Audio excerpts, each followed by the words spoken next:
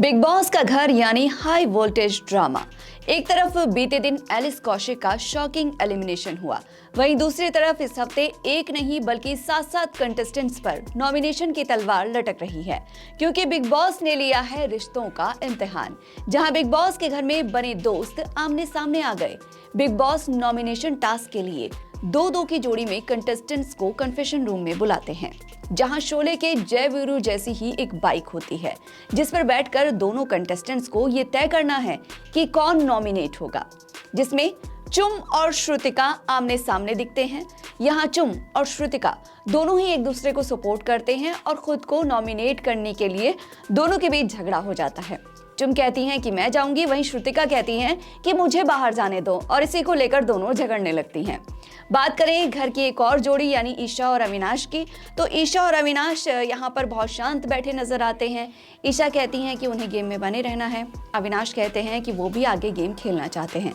इसके बाद ईशा कहती हैं कि क्यों ना दोनों ही घर से बाहर चले जाएं, क्योंकि ईशा भी घर से बाहर नहीं जाना चाहती और अविनाश भी चाहते हैं कि वो घर में बने रहें। वहीं घर में शिल्पा और विवियन भी एक साथ नजर आते हैं, जिनको कन्फेशन रूम में बुलाया जाता है।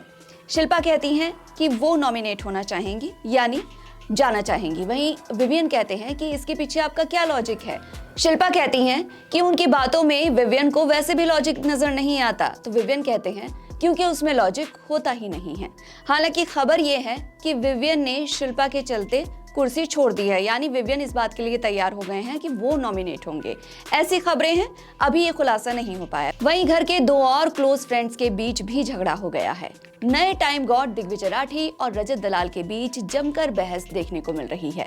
दिग्विजय राठी का कहना है कि रजत घर का कोई काम नहीं कर रहे हैं, वहीं रजत कहते हैं कि जब तक घर में सबका खाना एक साथ नहीं बनेगा तब तक वो कोई काम नहीं करेंगे।